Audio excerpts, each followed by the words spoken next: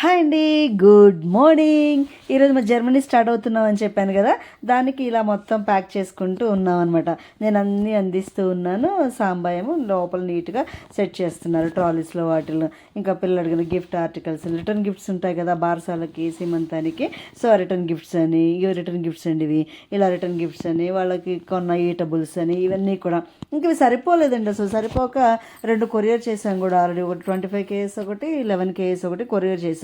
చేయగా ఇంకా మా ఇంత లగేజ్ అయిందనమాట. మా ఇద్దరికి చేరు ఒక 25 కేజెస్ అండ్ 7 కేజెస్ ఏమో క్యాబిన్ బ్యాగ్ అనమాట. ఇలా బయలుదేరాం. ఎయిర్పోర్ట్లో మన ట్రాలీస్ అన్ని బెల్ట్ మీద తిరుగుతూ ఉంటాయి కదా మనం రిసీవ్ చేసుకోవడానికి. సో అక్కడ మనం ఐడెంటిఫై చేసుకోవడానికి అని వాటికి అలాగా పైన రిబ్బన్స్ లాగా కట్టామన్నమాట ట్రాలీస్కి ఐడెంటిఫికేషన్ కోసం.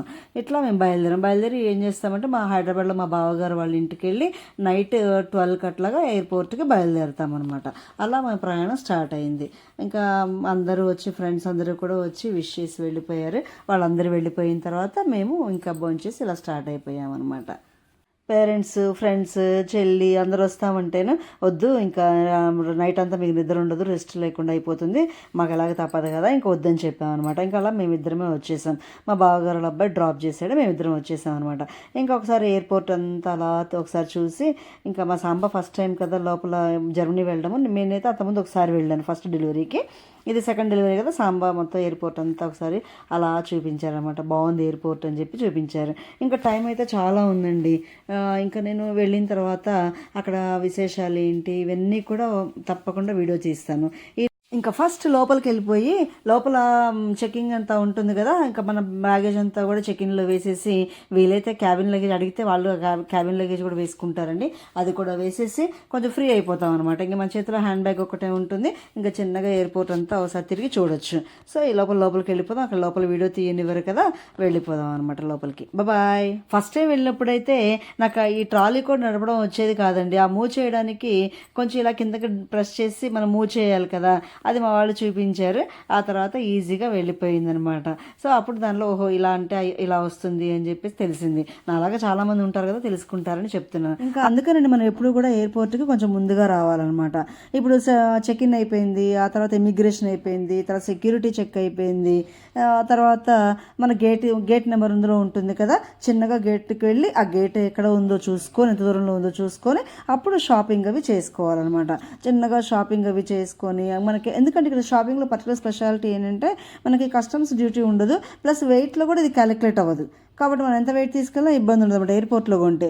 అందుకని చెప్పేసి ఇక్కడ కొంతమంది తీసుకుంటూ ఉంటారు. నా దృష్టి ఫస్ట్ అక్కడ బీచ్ దగ్గరికి వెళ్ళింది, గమనించారా?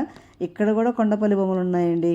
మన ట్రెడిషన్ ఎక్కడికి వెళ్ళినా మనకి కనపడుతూనే ఉంటుంది. సో ఆ విధంగా మనం అంతా షాపింగ్ అంతా చూసుకొని చిన్నగా అటు ఇటు తిరిగి ఏమేమి ఉన్నాయి ఏంటి అని చూసుకొని, చాలా కాస్ట్ ఉంటాయండి. నేనైతే ఏమి కొనలేదు, బట్ ఊరికే అసలు ఏమేమి ఉన్నాయని చూసాను అనమాట. సరే దాహం వేస్తున్నట్టు అనిపించింది కదా, ఏదైనా కాఫీ తాగితే బాగుండు అనిపించి ఆ తర్వాత రెస్టారెంట్ ఎక్కడ ఉందా అని వెతికితే ఏదో చిన్న రెస్టారెంట్ కనిపించిందండి. కానీ అప్పటికే టైం అయిపోయింది. ఏదో లాస్ట్లో మాకు ఒకటి కోల్డ్ కాఫీ ఒకటి ఇచ్చాడు. ఆ కోల్డ్ కాఫీ ఒకటి తీసుకొని తాగేసామన్నమాట. అట్లా కాసేపు చిన్నగా టైం పాస్ చేసాము. అలా టైం పాస్ చేసిన తర్వాత ఇంకా మన గేట్ దగ్గరికి వెళ్ళడానికి ఇంకా టైం అవుతుంది కదా అని చెప్పేసి చిన్నగా ఇద్దరం బయలుదేరామన్నమాట. ఏదో పర్లేదండి, కోల్డ్ కాఫీ యావరేజ్, ఏదో కాస్త నోరు బాగాలేదు కదా అని చెప్పేసి తాగుదామని ఏదో ఇద్దరం తీసుకొని తాగామన్నమాట.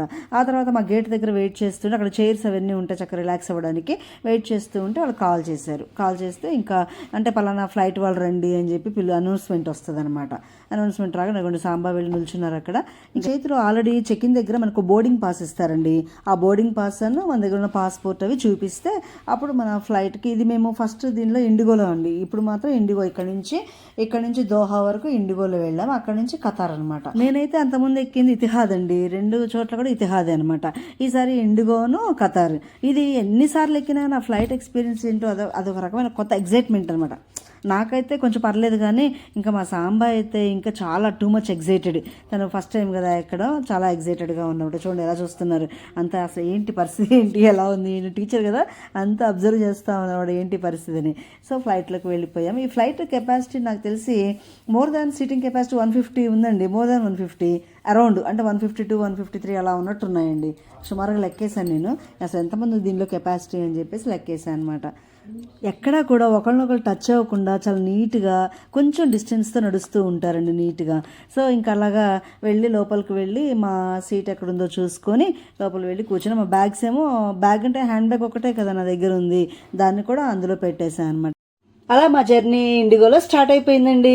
అలా బాగా ఎంజాయ్ చేసాం. ఎంతైనా ఫ్లైట్ జర్నీ అంటే చిన్నప్పుడు విమానం చూసి అలా బయటికి పరిగెత్తే వాళ్ళం కదా. సరే 5:30కి అలాగా మాకు బ్రేక్ఫాస్ట్ అప్పుడే ఇచ్చారంటే ఏంటో మరి, మేము నాన్ వెజ్ అని చెప్పేటప్పటికి సరే నాన్ వెజ్ శాండ్విచ్ ఇచ్చారు. ఇచ్చేసి 2 బిస్కెట్లు, కుకీస్ అట 2 బిస్కెట్లు ఇచ్చారు. బిస్కెట్స్ బాగున్నాయండి, చాలా హెల్దీగానే, ఓట్ బిస్కెట్స్. సో అవి అయిపోయిన తర్వాత దానిలో మిక్స్డ్ నట్స్ ఉన్నాయి, బాదమను జీడిపప్పు ఉన్నాయండి. 2 కూడా సాల్ట్ రోస్టెడ్ అనమాట. ఇంత బాగున్నాయంటే నిజంగా బాదం కూడా ఇలా రోస్ట్ చేస్తారని నాకు తెలియదు, జీడిపప్పు తెలుసు కానీ. సో టిష్యూస్ కూడా ఇచ్చారు. ఇలా అన్నీ తిన్నాము. బట్ ఆ శాండ్విచ్ సరిగ్గా తినలేకపోయామనుకోండి. ఈ జ్యూస్ అయితే బాగుంది, మిక్స్డ్ ఫ్రూట్ అట, బాగుంది, విటమిన్ డి అని చెప్పి అన్నాడు, బాగుంది. ఇది కూడా తాగేసాం అనమాట. ఇలా నీట్గా బ్యాగ్లో ప్యాక్ చేసి ఇచ్చాడు అందరికీ కూడా. ఇలా అయిపోయిన తర్వాత బయటికి చూస్తూ ఉంటే ఆ విండోలను చూస్తుంటే అండి క్లౌడ్స్ మనకి ఎట్లా ఉందంటే కాటన్ని కనుక మనం అలా పరిస్థితి దూదిని పరిస్థితి ఎలా ఉంటుందో అట్లా అనమాట. అసలు ఎంత అందంగా ఉందంటే నిజంగా నేచర్ అంటే వండర్ఫుల్ అండి. ఆ నేచర్ని మనం చూసి ఎంజాయ్ చేయాలి, కానీ నేచర్ మాత్రం చాలా వండర్ఫుల్గా ఉంటుంది అనిపిస్తుంది. ఇంకా మేము ఆగిన తర్వాత దోహా వచ్చేసామండి. దోహాలో ఇంకా దిగాము, ఫ్లైట్ దిగిన తర్వాత బస్సు రెడీగా ఉంది. ఆ బస్సులో ఎక్కేసామన్నమాట. ఓల్డ్ పీపుల్ ఉన్నారనుకోండి, వాళ్ళని వీల్ చైర్లో తీసుకొని వచ్చేసి దానిలో కూర్చోబెడతారు. ఇలా ఈ ఫెసిలిటీ కూడా ఉంటుంది. ఇలాగా బయటికి చూస్తే మనకి దగ్గర నుంచి మనం ప్లేన్స్ చూడం కదా, అలా చూస్తూ ఎంజాయ్ చేస్తూ వచ్చాం. ఒక వీల్ చైర్ బుకింగ్ ఉందండి, వీల్ చైర్ చూశారు కదా. సో ఇంకెంత ఏం తిరుగుతానులే అని చెప్పేసి వీల్ చైర్ బుకింగ్ ఉంది కదా అని చెప్పేసి దానిలో వెళ్ళిపోయి మళ్ళీ దోహాలో ఫ్లైట్ ఎక్కేసాం, ఖతార్ ఎక్కేసాం. ఖతార్లో బాగుందండి ఫుడ్. ఇట్లా సలాడ్ ఇచ్చాడు అండ్ కేక్ ఇచ్చాడు. కేక్ విత్ బ్రెడ్ బాగుంది, బన్ ఇచ్చాడు ఒకటి. ఆ బన్తో ఈ కేక్ని తిన్నామన్నమాట.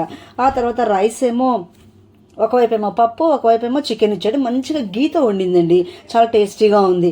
అండ్ ఇవి ఇచ్చాడు అనమాట. ఇంకా నిజంగా మనం నాన్ వెజ్ ఏమో ఎందుకులే బయట అనుకుంటాం, కానీ చాలా బాగుందండి. నాన్ వెజ్ తినేవాళ్ళు మంచిగా ఎంజాయ్ చేయొచ్చు. డ్రింక్ ఏమో క్రాన్బెర్రీ చాలా బాగుందండి. యాపిల్ వాటన్నిటికన్నా కూడా క్రాన్బెర్రీ నాకు బాగా నచ్చింది. అండ్ ఇంకా బోల్డ్ అనే వీడియోస్తో మీ ముందుంటాను. Until then keep watching, bye.